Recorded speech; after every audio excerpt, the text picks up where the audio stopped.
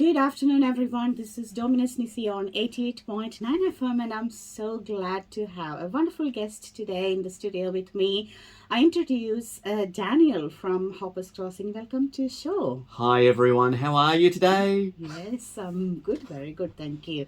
Daniel, I really would like you to introduce who you are and what are you doing in Windham area. So, I'm Daniel Farrugia. I work as an optometrist here locally in Werribee. I am the husband to Suze, and I have a big wave to them, and to two little boys who are 8 and 11. They had a birthday recently. Okay. So yes, that's And I what I got do. two dogs as well, right? We have 2 dogs and 3 chickens and 4 fish. Okay. Lots of pets in our house. That's great. So that's clearly showing some compassion over there. Anyway, so my question, how did you choose your profession? Or why did you choose that profession? Well, I have. There was a brief period I did want to be one of those guys who goes around with a pointy stick in parks and pick up rubbish. Okay. But I have been wearing glasses since I was 5. Mm-hmm. And the first time I went to an optometrist and I got glasses and I could see leaves on trees, I thought, that is amazing. I want to do that for other people. Okay. And so that was what I wanted to do. And so I decided that's what I wanted to do at that age and followed that through, which I'm actually really surprised to find out that that's not how other people make their decision about what they're going to pursue. They don't just decide at age 6 and follow through. Mm-hmm. But yeah, that's what the case was for me. So I think they had a real good childhood. Like, you could imagine and then come to a dream job from your own experience. So I'm just wondering, coming to our studio and then our show, it's mainly we looking forward to the life who's spreading love, joy and peace, especially from a Christian perspective. So I know that you are a practicing Christian, and I would like to know, how was your childhood with Christ? Well, I grew up in a in a Catholic house. I'm from a Maltese background, and they are traditionally very Catholic. And we went to church because that's what my family did. It wasn't something that, as a child, I really took ownership of.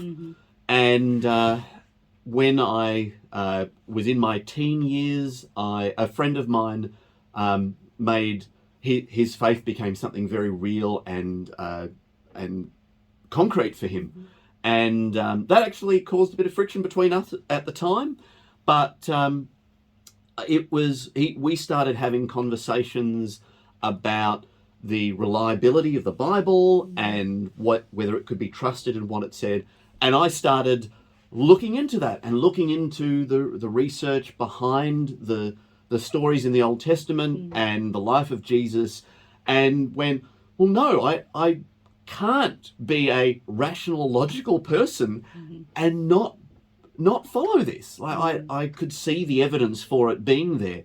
And because of that, I made a decision. It was a very rational, logical decision that brought me to that point.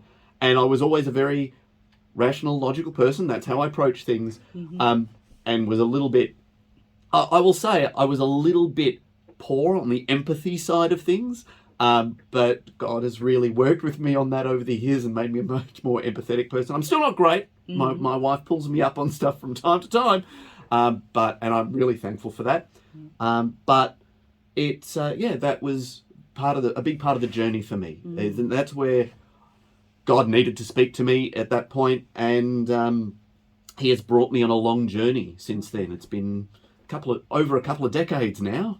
Yeah, no wonder why you are more into that Bible and finding out what's happening. Oh yeah, absolutely. So you have done a real good job on investing your time with Bible and understanding what's the story of Old Testament, which is a bit hard to digest for children. But again, I think you can connect that Old and the New Testament, and then why Jesus were completing all different things happened then. Yeah. Okay, that's a big story that I'm putting aside. But that could be a whole other section. Yeah.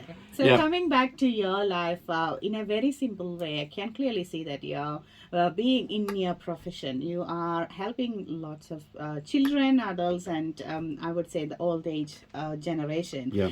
with their eyesight, and then in different ways. So how do you utilize your profession to spread love, joy, and peace? Well, I really, every day I get to see the benefits of what I'm doing and how I'm enriching people's lives. One of the things I really love doing is working with kids. A lot of children that I see have difficulties in a school setting because their vision isn't what it should be. And being able to journey with these kids, being able to provide vision therapy and glasses and whatever they need to get them to where they need to be so that they can achieve their potential as much as possible. And so these kids are more attentive in class, they're better behaved, they're less frustrated. And that's amazing. One of the things that I've been doing over the last few years more recently, we do a lot of work with people who have suffered from traumatic brain injury. And so for these people, we're trying to get them back. We're part of a multidisciplinary team. We work with OTs and physios and other specialists who are trying to rehabilitate these people after concussion. And as an optometrist, I'm one of the links in the chain for them, and we're trying to get them back to where their life was. And it can be very emotional because some of them don't. It's really frustrating because they want to get better sooner. There's a lot of stigma about concussion because there's kind of this perception that it's just a concussion. But for some people, it can be really life-changing. It can change who they are, and they feel like they're not who they were. And we're part of the team trying to take them back to where they were, so they can get back to who they are. So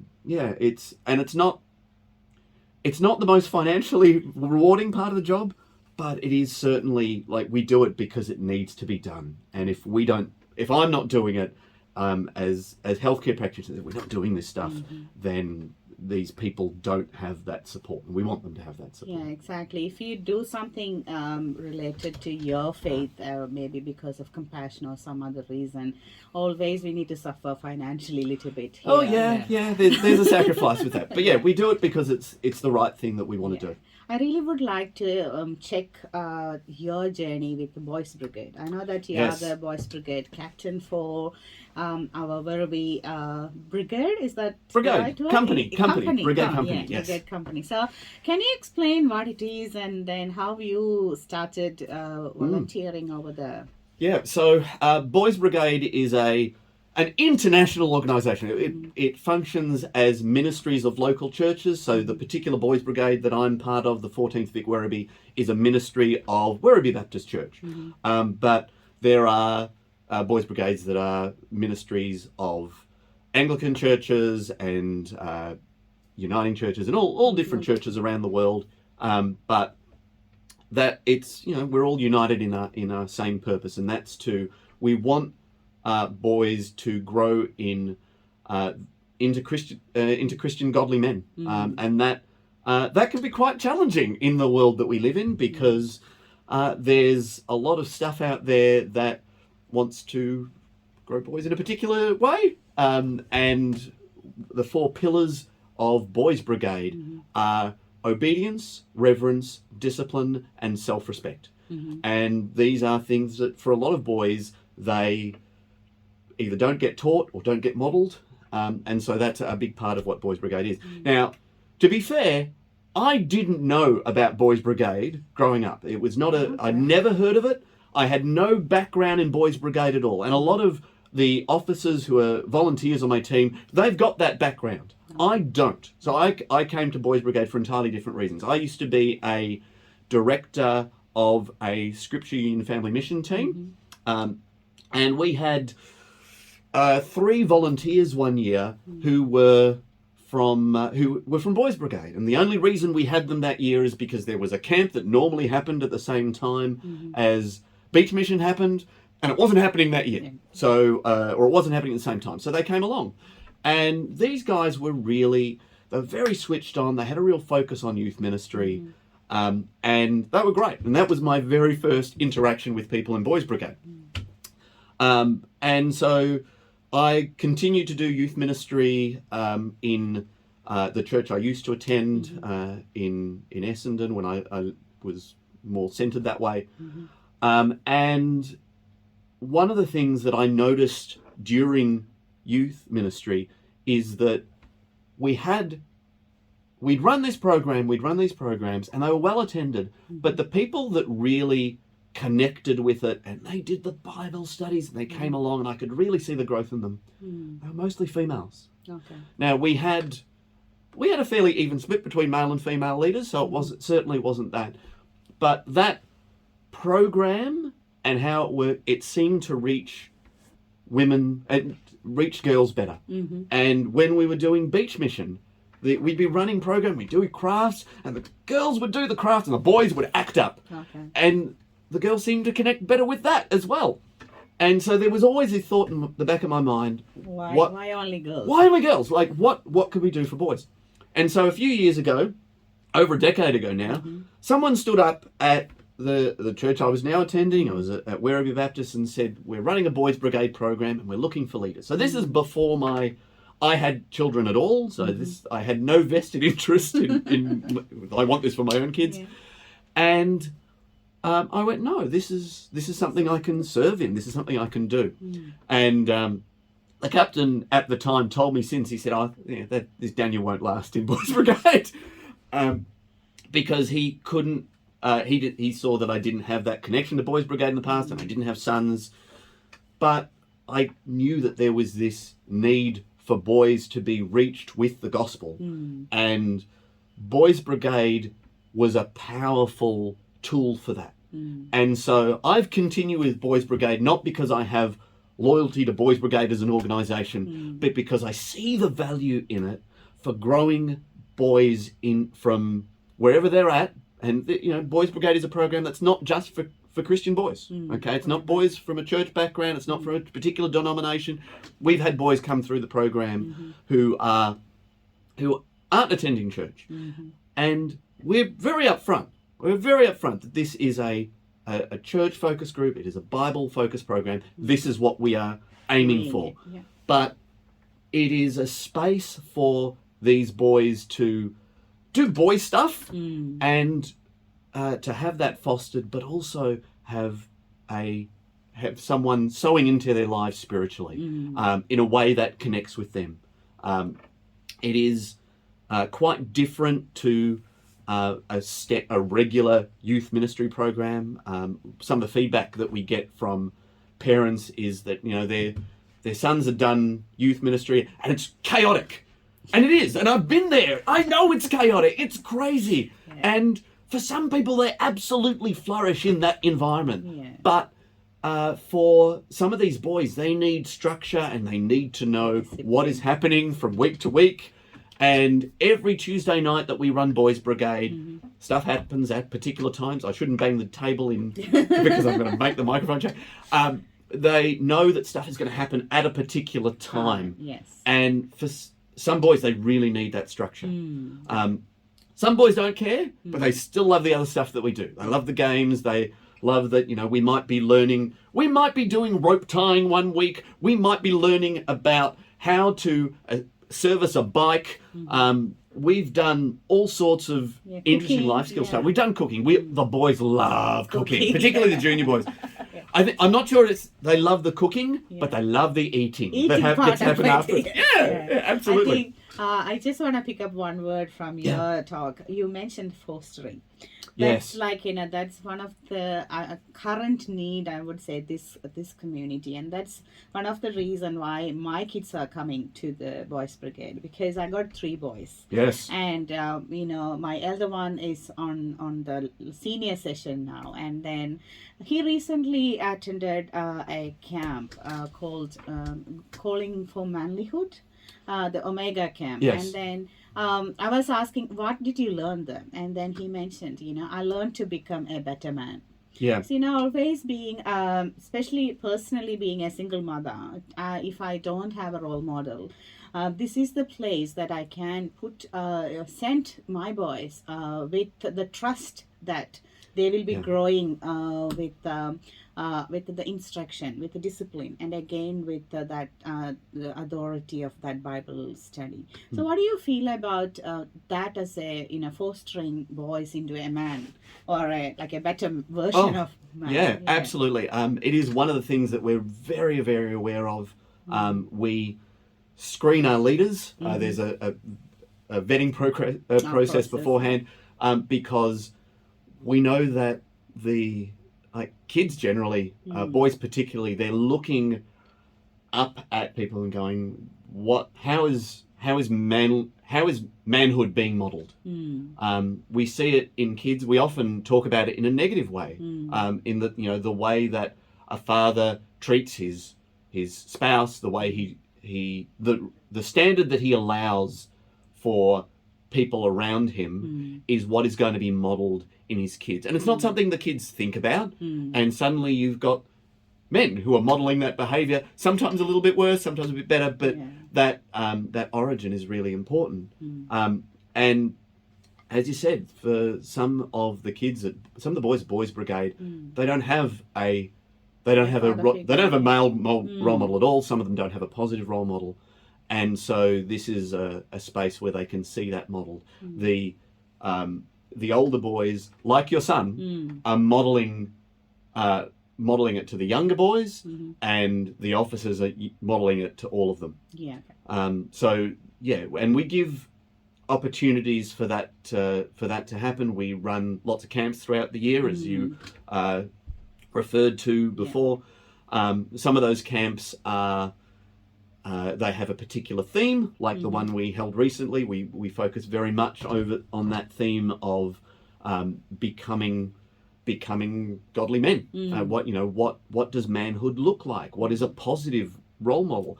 And on that camp, some of the devotions that we looked at over that time looked at some of the worldly models of manhood, and some of those negative connotations associated with that. And we don't want to raise a generation of boys who are emotionally tone deaf. We don't want to raise misogynistic men. We want boys who are loving and caring, but are also leaders and have strong convictions about what is right and wrong. And all of that stuff ties into what being a Christian man is all about. Correct. So if I'm interested to send my son to Boys Brigade, so what are the programs available? Well, sorry, I won't move away from the mic here. There are actually 3 Boys Brigade companies that run in the Wyndham area. There's the one mine, the 14th Vic Werribbee, runs on Tuesday nights in Werribee.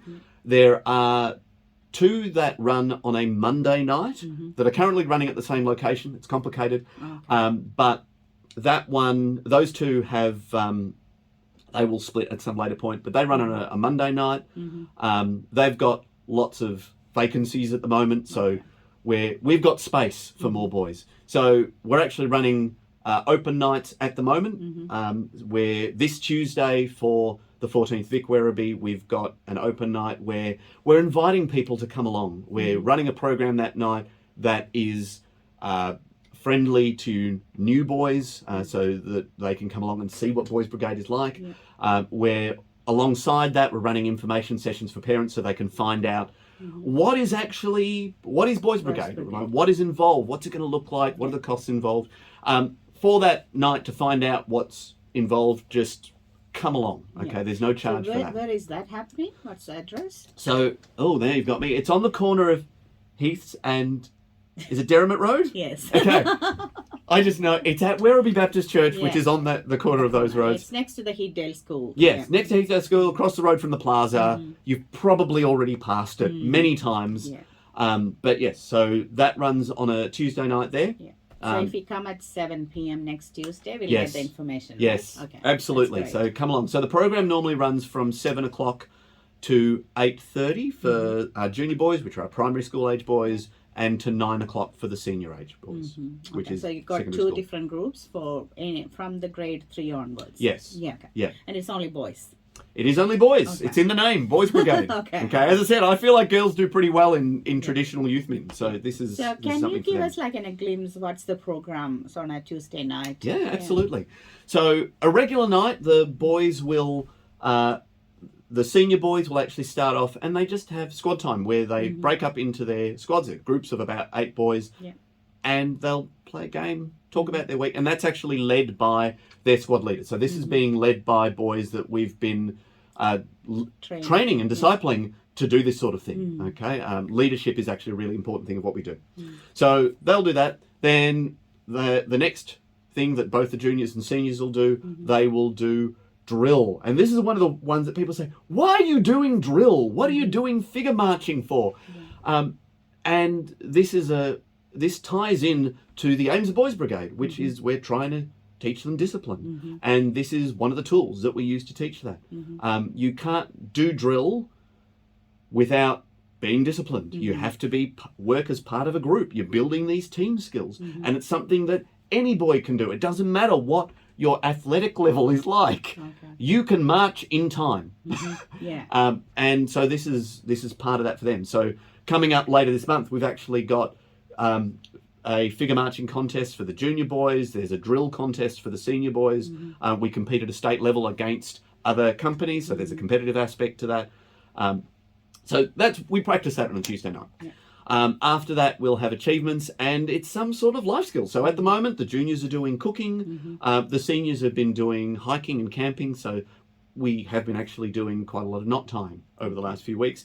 But last week, sorry, what day is it? It's Friday. This week, they were talking about doing planning for a camp and, doing risk assessments for that sort of thing. Other weeks, we've done making your own board games. We've done servicing bikes. We've talked about assembling a PC from scratch. Like we do things that are going to be hobbies that are not on a screen. We try to get away from that, get them outside, get them doing things using their hands, or giving them some sort of life skills and teaching them about the world. So with the seniors, we'll sometimes do how to prepare a resume, tips for going to a job interview, things that we know that they're going to need as men later in life. We'll then do some games. We'll get them running around and burning off some of that energy. And then we'll sit down and we'll do a devotion with the boys where we'll look either at a specific Bible passage or a theme, and we'll teach on that, and we'll have questions and answers with the boys, and that's it. That's a regular night. So it's all of like a life skill that a human being needs as a man and the head of the family, all those things that you're growing them into that role. So that's great. So I encourage everyone to come next Tuesday, 7 p.m. if you are interested to learn more about it. So I would highly recommend that. My 3 boys are going there, and they love to come every Tuesday. So there is something happening there, which is great. Absolutely. If you want more information, you can check out our Facebook page. You can Google Boys Brigade Werribee and you'll find us. You'll find there's a state page, and we've got our own page as well. And if you want to email us directly, you can email us at boysbrigadewerribee@gmail.com. Okay, that's great.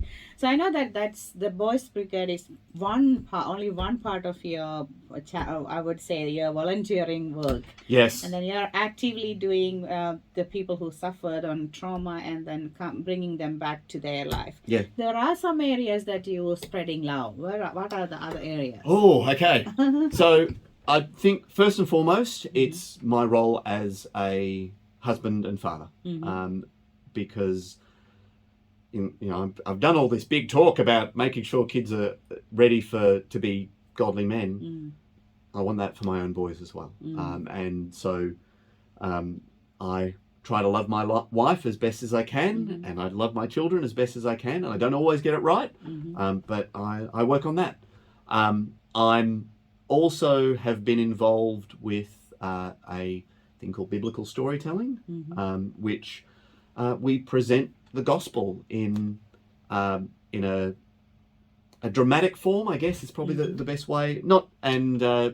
So last Christmas, I'm not about to burst into a song there, but last Christmas I had prepared a biblical storytelling of the Christmas story to share at a church's carol service. It got rained out. But I've been preparing that, so that's something else that I do. I'm hoping to do that this year. Yes, yeah, okay. Fingers crossed Yes. for better weather this year. And that's something that I've been doing for quite a number of years. I also serve in my church in terms of the services themselves. I do stage managing for that, making sure that the services actually happen. And so when we've got visitors, they're in the right spot. Yes. I think that's my week gone. Father, husband, church, boys brigade. Occasionally I get time to read books and paint. So painting is also there. Yeah. Okay. Yeah, painting is just my de-stress. I like De-stressing, painting. yeah. I like painting. Okay, yeah, that's great. So I say, like, life as a husband and a full-time worker and a full-time volunteering, you're raising boys to their manhood. That's a big thing. Yeah, So, yeah. I don't need to tell you that. You're doing it single-handed. I've got one less son, and I've got a spouse to help me with it. So my hat's off to you, Bismi, because I know that's a big deal. Yeah, I think I would recommend everyone who listening, like the big hard part is raising them to teens to adult. Don't tell me that. I thought it was going to get easier. Once they became teens. My experience is that's where, like, years passing by, and I think responsibility and then complexities are going higher. But anyway, so my question, like, all these things are the fruits that you're showing of your core belief inside you. So is there anything specific that you're doing to get strength to that core belief? Oh, absolutely. So...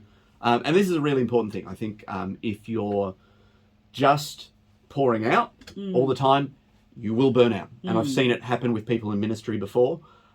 So one thing that I think is really important is knowing when to say no, that you're at capacity, because, and I often say no when people ask me, do you want to do this thing? I've gone, I'd like to, but I'd also like to be a good dad. And I need to keep doing this other stuff. So what am I going to drop? No, I'm not dropping that for that. But I'm at church on a regular week, and I'm fed through the teaching in that service.